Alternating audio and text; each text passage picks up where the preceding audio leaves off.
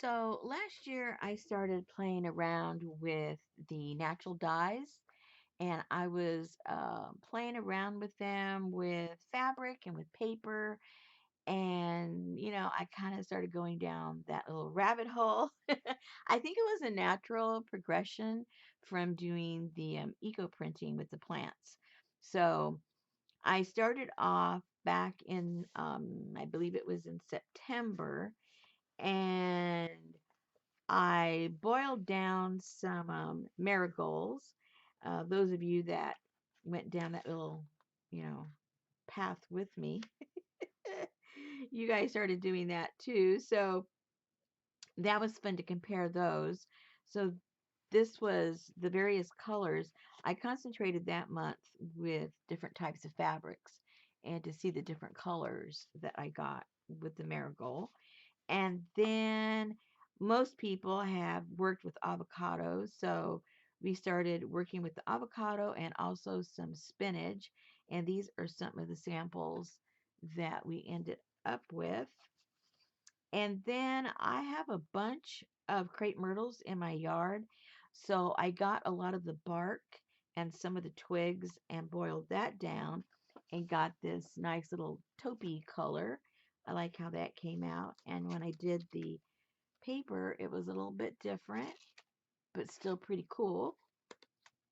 And then we were playing around with the pH balance, and here shows the different balances. I should say that the different things that we put in the dye bath, and showed how the pH did change quite a bit.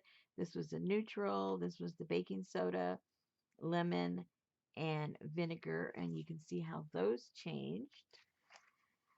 And then we played around with the maíz morado, which is a purple corn from Peru.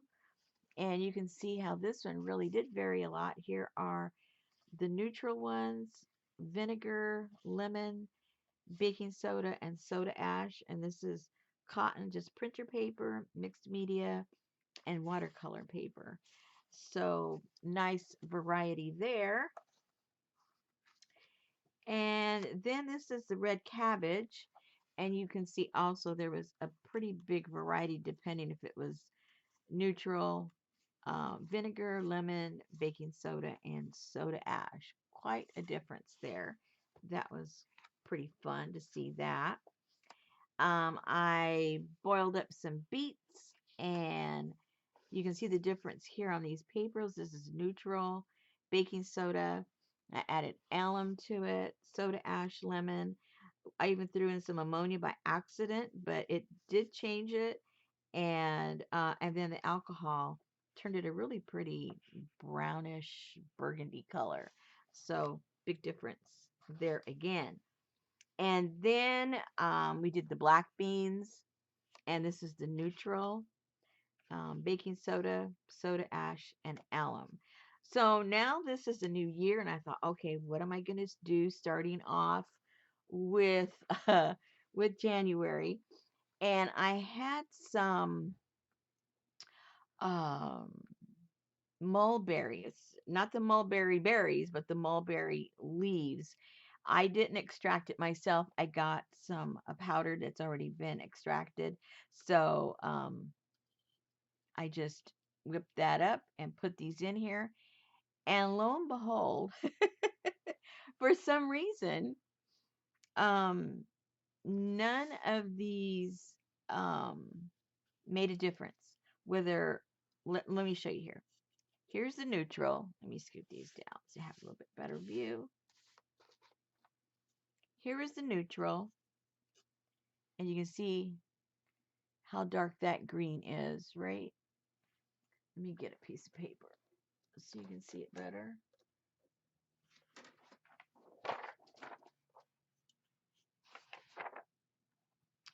So you can see that green, right? This is the neutral. This is without putting anything into it. This one I put in some iron, and it actually lightened it. It actually lightened it. This one has the soda ash. It lightened it, but not as much as the iron did. Then this one has the baking soda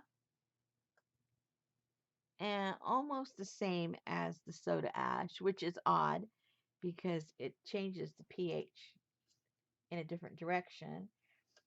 And then this one has the vinegar and it's even lighter. So, not dramatic changes, but changes nonetheless.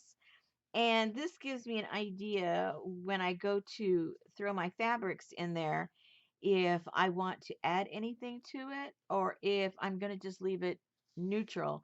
And I think for these fabrics that I'm going to do and the papers I'm going to do, I think I prefer the neutral actually. I like that color, and hey, I'm going to go with that. Look how pretty that is. Of course, that's going to change, once you wash the fabrics out and everything and it dries, and it's going to dry a little bit lighter. But out of all these this is the darkest, and I do like that. So again, this is the mulberry leaves, and no dramatic change. It just lightened a little bit. All right, so I'm going to go to work and do my dyeing and do my papers and my fabric, and then later on I will show you how those came out. All right, see you then.